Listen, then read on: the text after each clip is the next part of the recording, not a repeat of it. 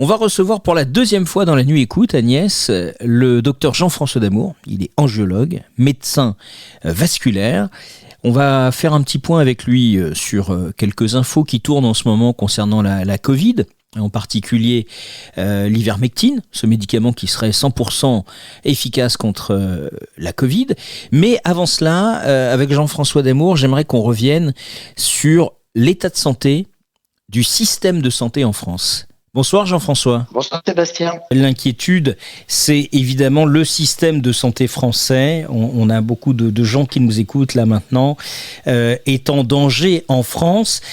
Comment on peut vraiment sensibiliser les gens qui nous écoutent pour comprendre qu'on va vers un système à l'américaine où on nous demandera avant notre carte de sécu qui n'existera peut-être plus d'avoir une carte bancaire pour être soigné. Oui, tout à fait. C'est-à-dire que si l'évolution actuelle continue, comme tu le soulignes, la sécurité sociale disparaîtra avec son principe fondateur qui est la solidarité entre les Français pour la santé, qui sera remplacée par une logique financière, étant donné que ce sera les assurances privées donc qui reprendront la gestion donc du système de santé dans sa globalité, en sachant que notre système de santé était le meilleur en l'an 2000 selon l'OMS et qu'il y a une forte dégradation puisqu'on a été rétrogradé au 24e rang et que l'un des principaux facteurs est justement le fait que la sécurité sociale se désengage pour la prise en charge des soins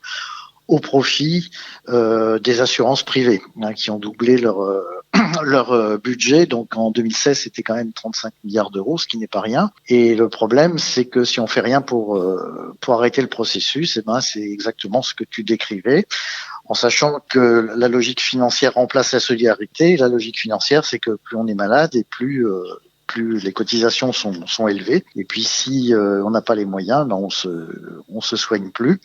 Et aux USA, il y a quand même plus de 50 millions d'Américains donc qui sont exclus du système de santé faute de moyens financiers. Et on tente à aller dans ce sens-là aujourd'hui, mais comment en est-on arrivé au stade où on peut imaginer que demain ce sera le cas ? Qu'est-ce qui a été mal géré ? Quel est le problème ? Le problème, c'est justement ce désengagement de la sécurité sociale qui, si on laisse faire, comme on le disait il y a quelques instants, finira par disparaître au profit des assurances privées. Et les conséquences sont extrêmement graves, non seulement pour les gens qui n'auront pas les moyens donc de payer une cotisation pour s'assurer pour la santé, mais pour les gens qui auront la chance de pouvoir être assurés, ça sera plus du tout la même médecine qu'on connaît en France actuellement, puisque en France, en tant que patient, on a le choix de son soignant, que ce soit son médecin traitant, son dentiste, son infirmière, son radiologue, et on a le choix également de son lieu d'hospitalisation. Avec les assurances privées, c'est un système de réseau. C'est-à-dire que c'est l'assurance qui nous dira, voilà, il faut voir tel dentiste, tel médecin, se faire opérer à tel endroit. Et si on suit pas le parcours qui est fléché par l'assurance, à ce moment-là, on sera pas pris en charge. Aujourd'hui, c'est déjà un peu le cas. Par exemple, on voit Evelyne qui nous dit, moi, mon dentiste me demande d'abord le nom de ma mutuelle et ça me fait penser aux retraites. C'est-à-dire que la sécurité sociale et la retraite, même combat.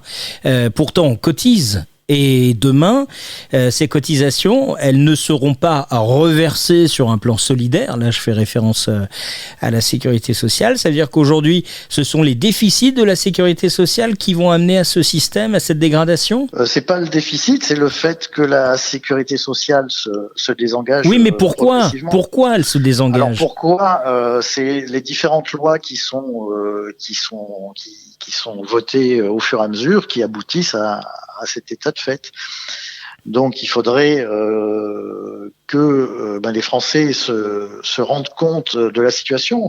Alors les patients que je vois, ils analysent très bien les choses, ou plutôt les conséquences. C'est-à-dire qu'ils me disent tous, plus ça va, plus on cotise et moins on est remboursé. Et ils sont donc, ce phénomène est explicable puisque la sécurité sociale rembourse de moins en moins de choses. Par exemple, moi je suis médecin vasculaire. Au fur et à mesure, est intervenu donc le déremboursement des phlébotoniques, qui, contrairement à ce qui a été dit, ce sont des vrais médicaments qui soulagent. Il faut savoir que les douleurs veineuses peuvent être très invalidantes. Alors il y a des gens qui ont des varices et qui ne souffrent pas, donc ceux-là ils n'ont pas besoin de phlébotonique, mais ceux qui sont très handicapés par les douleurs que ça peut générer, eux ont absolument besoin de ce traitement. Le problème également, c'est que quand un médicament est déremboursé, non seulement le patient donc le paye entièrement de sa poche, mais les prix sont multipliés par un facteur allant de 2 à 4, puisque tout le monde se sert au passage. Il y a le laboratoire qui est plus obligé de négocier les prix avec le gouvernement. Ensuite, il y a les grossistes et les pharmaciens qui prennent des marges bénéficiaires plus importantes. Et puis, il y a également l'État qui se sert à nouveau une fois, étant donné que la TVA n'est pas la même si le médicament n'est plus remboursé. Alors, pour revenir aux soins dentaires que tu as évoqués, c'est une excellente remarque, parce que le gouvernement donc prétendait à certains moments que il allait réformer le système de prise en charge des soins dentaires pour que les patients soient soignés donc gratuitement. Oui, le reste à charge zéro. Voilà, donc c'est parfaitement mensonger à différents niveaux. Donc il y a 3 niveaux. Donc il y a un niveau qui sera parfaitement remboursé. Mais pour avoir accès à ce niveau, il faudra payer une part d'assurance complémentaire supplémentaire. Donc ça veut dire que c'est pas gratuit, puisque justement on demande aux patients de cotiser de façon beaucoup plus lourde qu'avant. Donc il y a ce premier niveau qui, une fois qu'on a payé donc ce supplément à son assurance, permet de ne rien débourser. Le seul problème, c'est que ce qui est mis en bouche, c'est du matériel donc de très mauvaise qualité, avec des matériaux donc qui agressent les os de dents, qui agressent les gencives, ce qui veut dire qu'au bout de 15 à 20 ans, le patient, il aura plus de dents. Après, il y a un niveau intermédiaire, qui est le niveau 2, qui est partiellement pris en charge par la Sécu et par les assurances privées, qui est un petit peu moins mauvais, mais qui est loin d'être parfait. Et puis ensuite, il y a le niveau 3, qui est le niveau auquel tout le monde devrait avoir accès, avec des matériaux modernes. Mais là, plus personne ne paye, ni la Sécu, ni les assurances privées. Donc 2 solutions. Soit on finance soi-même ces soins, en sachant que ça coûte quand même extrêmement cher, soit on prend une surassurance, mais les cotisations, donc dans ce cas-là, sont extrêmement élevées. Et donc dans les 2 cas, c'est réservé qu'à les gens qui ont des moyens financiers importants. Non, on va redevenir les sans dents. Voilà, c'est exactement ça. C'est un message subliminal de François Hollande, quoi. Voilà. Donc il y a quand même des actions, il y a quand même des médecins comme toi qui se mobilisent. Alors oui, il y a il y a des associations de patients, il y a des médecins, il y a des économistes de la santé. Donc moi, j'ai lancé en 2017 un mouvement citoyen dont le nom est l'opération Carte dévitalisée.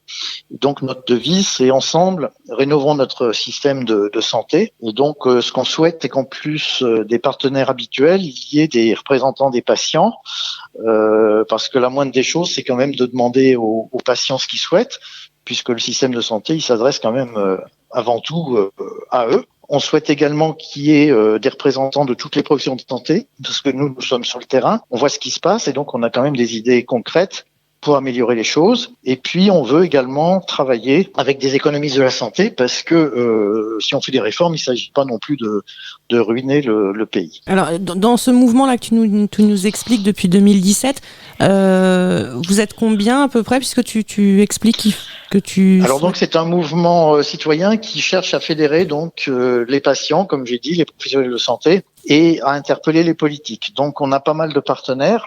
Pour les patients, donc, on a Famille de France, qui est un organisme agréé pour la santé et qui regroupe environ 200 000 personnes, puisque ils se comptent en famille.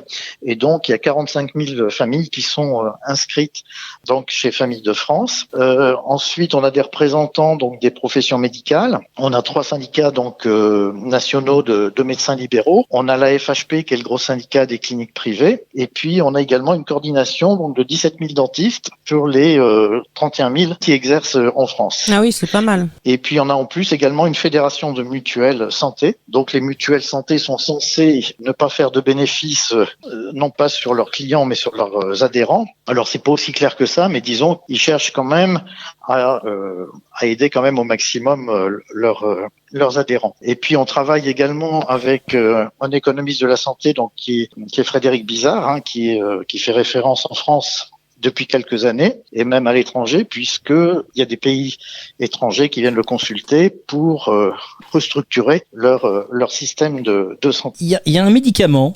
l'ivermectine, qui serait un excellent médicament contre la Covid. De quoi s'agit-il? Parce qu'on n'en parle pas beaucoup. Alors en effet, on n'en parle pas beaucoup. Donc c'est un médicament qui au départ était destiné à traiter donc soit la gale, soit certaines parasitoses, et qui a été testé donc pour traiter le coronavirus. Et donc il y a quand même 29 études qui ont été faites. Donc sur les 29 études, il y en a 27 qui sont pertinentes. Il y en a 2 dont il faut pas tenir compte. Et donc, c'est un médicament qui a beaucoup d'avantages. Et le principal avantage, c'est qu'il joue à tous les stades de la maladie, que ce soit une maladie bénigne, et ça peut même jouer au niveau des stades graves, en réanimation. Et également, ce qui est très important, c'est que ça peut jouer en prophylaxie, c'est-à-dire en préventif. Donc, le fait de prendre ce médicament en préventif empêche d'attraper le coronavirus. En plus, donc c'est un médicament sur lequel on a pas mal de recul. Ça fait plus de 10 ans qu'on l'utilise, et donc les études ont montré qu'il y avait pratiquement pas d'effets secondaires. Et il faut souligner également que cette molécule donc a été découverte par 2 médecins, et ça leur a valu le prix Nobel de médecine en 2015. Dans le cadre du traitement sur la gale. Voilà, tout à fait, la gale ou les parasitoses. Ce qui est au départ le job de ce médicament. Voilà, tout à fait. Mais comme souvent pour les médicaments, on découvre des effets qu'on n'avait pas testés. De toute façon, le coronavirus, on cherchait pas à le combattre à l'époque, puisque il n'existait pas officiellement. Il y avait d'autres coronavirus, mais c'est un virus donc qui donne des rhumes. Tant que les gens n'avaient que des rhumes bénins, on cherchait pas vraiment à combattre ce virus. Et ce médicament, donc, il existe, c'est un médicament qui, comme la chloroquine, n'est pas un médicament coûteux? Alors, c'est pas un médicament coûteux. Alors, c'est vrai que c'est une bonne question. Le prix exact, je le connais pas, mais non, c'est pas un médicament coûteux. En revanche, il n'est pas pris en charge par la Sécu s'il n'est pas prescrit pour la gale ou pour les parasitoses. Mais ça veut dire que c'est un médicament qui est sans ordonnance? Alors c'est un médicament, non, il faut une ordonnance. Il y a une ordonnance, d'accord. Sur l'ordonnance, le médecin doit mettre un code comme quoi c'est une prescription hors AMM, hors indication officielle. Et pourquoi on n'en parle pas alors? C'est encore une histoire qui est liée au vaccin aujourd'hui. On n'a pas envie qu'il y ait un médicament qui soigne. On a envie que les Français se vaccinent. C'est donc un problème encore financier. Alors c'est une très bonne question. Moi je suis pas un expert donc sur ce sujet, donc je ne peux pas répondre. Ce que je peux simplement constater, c'est que les essais qui sont faits il y a très peu d'essais qui sont faits sur les médicaments, et c'est extrêmement dommage parce que le vaccin ça peut être très bien, mais de toute façon ça ne sera pas suffisant pour éradiquer la maladie a priori à cause des variations. Et d'ailleurs, tous les virus mutent à des vitesses plus ou moins importantes, et donc si on prend l'exemple du virus du sida, le sida est pas totalement vaincu, mais il est extrêmement bien traité. Et donc actuellement, avec les traitements, un patient qui est atteint par le sida vit aussi longtemps que s'il n'avait pas de sida. Bon, en revanche, il est obligé, bien sûr, de prendre des médicaments. Mais on a essayé de mettre au point une vaccination, et la vaccination n'a pas abouti justement à cause des variations qui sont très très très très nombreuses. L'ivermectine, alors le coût de ce médicament est aux alentours de 8 € la boîte. D'accord, donc merci de t'être renseigné. Donc tu vois, c'est quelque chose qui est pas ruineux du tout, et donc ça permettrait de tourner court à la pandémie si il s'avère que il est efficace, ce qui est très probable.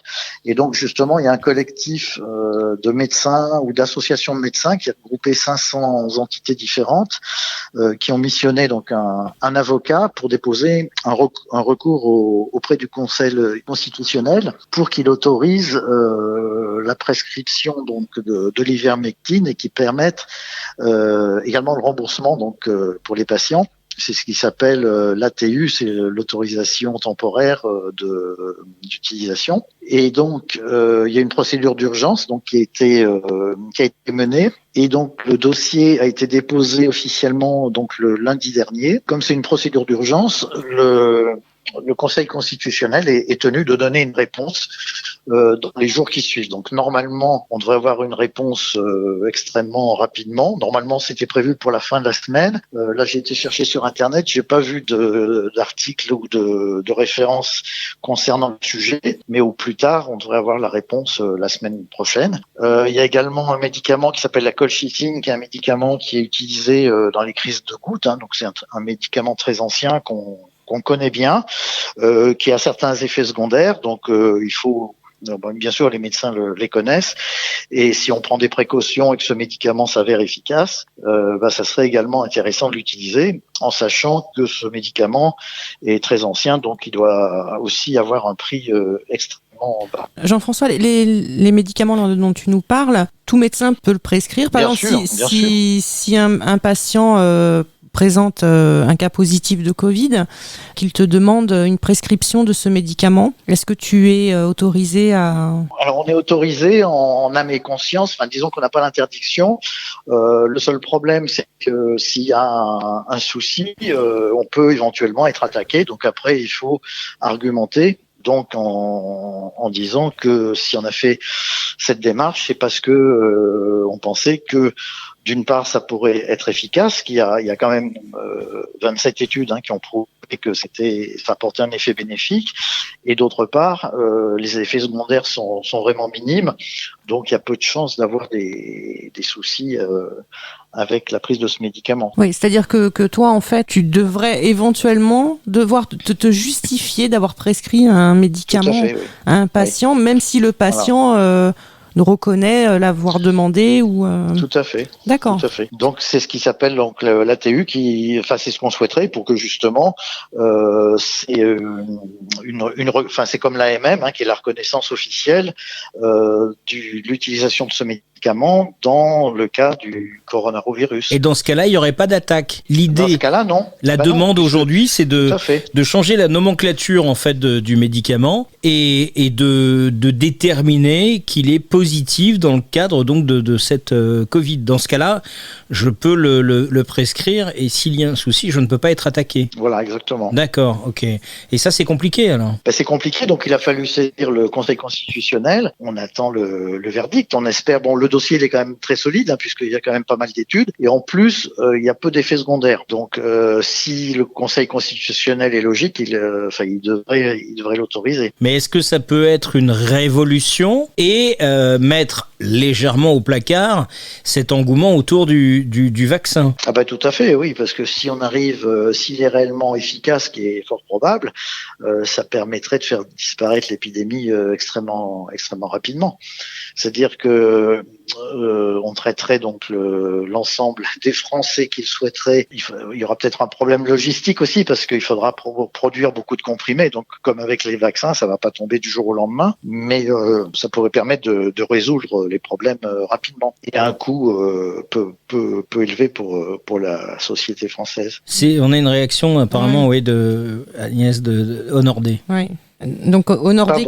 Honordé, donc qui est une auditrice, qui nous dit entre une vaccination générale dont on ne connaît pas ni l'efficacité ni les conséquences à moyen ou long terme, et un traitement efficace, sans danger, bon marché, hésiter pour un gouvernement est l'équivalent à une non-assistance à personne en danger. Voilà, ce qui est extrêmement grave, c'est de négliger les pistes qui sont extrêmement intéressantes et qui permettraient de résoudre le problème rapidement. On a Cindy qui nous dit pour la grippe, une seule dose suffit, mais pour la Covid, il en faut 2, sachant que la grippe, tous les ans, n'est pas la même. Tout à fait, mais alors justement, la grippe, c'est vrai qu'elle n'est pas la même, mais c'est pour ça que le vaccin n'est pas le même non plus. Donc il y a une adaptation du vaccin tous les ans. Oui, c'est ça. On a Max qui dit pour la logistique, dit qu'on devrait demander à l'armée de terre pour la livraison et pour dispatcher. Là, le problème, ce serait la fabrication en fait du médicament lui-même, quoi. Voilà, à mon avis, ça devrait pas poser de gros problèmes. Il suffirait qu'il y ait des usines qui soient réquisitionnées pour faire uniquement ce médicament, et ça doit pas être trop compliqué sur le plan technique. On a un commentaire également. Aujourd'hui, on aimerait bien comprendre quels sont les symptômes de chacun des variants. Est-ce que les symptômes sont différents? Parce que c'est vrai qu'on dit qu'il y a des variants, mais finalement, est-ce que ça amène d'autres symptômes? Alors les variants, pour l'instant, ce qu'on décrit, c'est pas une modification des symptômes, c'est en général les deux choses à craindre, c'est l'augmentation de la contagiosité ou l'augmentation des formes graves chez les patients touchés. Pour faire un comparatif en fait entre la grippe et le Covid, la contagion du virus... La contagiosité est beaucoup plus forte avec le coronavirus qu'avec la grippe. Alors beaucoup plus forte. Est-ce que tu peux nous éclaircir sur de quelle sorte, quoi? C'est-à-dire quand tu dis plus fort, c'est 2 fois plus, 3 fois plus? Alors bon, je pourrais pas te dire un chiffre exact, mais je pense que ça devrait tourner aux environs un facteur multiplicateur de 10, je pense. Oui.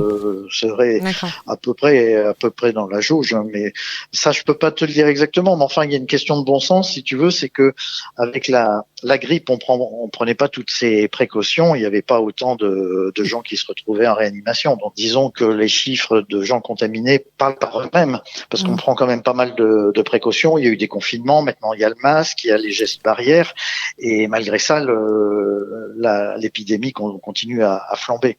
Alors qu'avec la grippe, on prenait aucune précaution particulière. C'est drôle, quand on écoute un médecin parler, il utilise le terme de ça continue à flamber, ça continue à être important, parce que justement, tu vois des gens arriver sur les lieux, mais par exemple la grippe, elle a disparu. Les gastros ont disparu. Bon, les gastros, les gens se lavent au gel hydroalcoolique, ils portent des masques. Bon, il y a pas de souci. Mais elle a disparu, la grippe, elle n'existe plus. Alors elle n'a pas disparu, mais c'est vrai qu'il y a beaucoup moins de cas de grippe que d'habitude, et de toute façon, toutes les maladies infectieuses sont amenées à être beaucoup moins fréquentes, étant donné qu'on prend beaucoup de précautions, qu'on utilise les gestes barrières, qu'on porte des masques. Enfin bon, tout ça fait que, en effet, les autres maladies infectieuses ont tendance à régresser en ce moment. Il semble que le variant brésilien, nous dit Serge, qui arrive, est très grave. Oui, à Manaus, la première vague ne réduit pas cette épidémie. On a également Papayou qui nous dit faudrait-il pas vacciner nos bébés à la naissance afin d'éviter d'être contaminés plus tard? C'est particulier. Non, parce que les enfants, et en particulier les bébés, jusqu'à présent, les études montrent que, ils sont extrêmement rarement malades, et s'ils sont malades, ils ont peu de formes, ou pas de formes graves, et qu'ils sont peu contaminants, contrairement à la grippe, où les enfants sont porteurs et contaminent le virus. C'est compliqué, c'est très compliqué. C'est très compliqué à gérer. C'est très compliqué, même pour les grands spécialistes, puisque, comme tu as pu le remarquer, on a des informations qui sont contradictoires, et donc c'est très difficile d'essayer d'être logique, parce que le virus lui-même ne l'est pas. Donc il faut rester très très humble devant cette maladie, et puis pas affirmer des choses dont on n'est pas sûr, parce que ça contribue à fausser les informations. Il y en a un peu marre de voir tous ces spécialistes à la télé qui se contredisent tous les 4 matins, voire un quart d'heure après, le même spécialiste dit l'inverse sur une autre chaîne.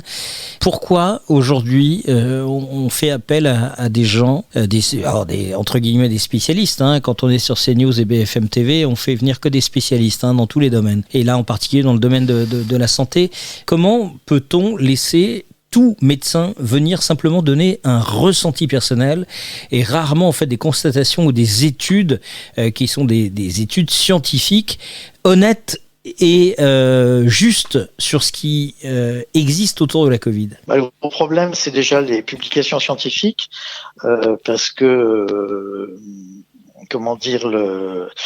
les affirmations fausses ont été très loin et très haut, puisque le Lancet, qui est quand même une revue internationale qui fait référence, qui est parmi une des meilleures du monde, a publié une étude qui n'était pas sérieuse et qui racontait des choses parfaitement fausses. Et d'ailleurs, au bout de quelques jours, l'étude a été retirée. Donc c'est extrêmement difficile de faire confiance à la presse spécialisée, puisque même les revues les plus prestigieuses parfois racontent n'importe quoi.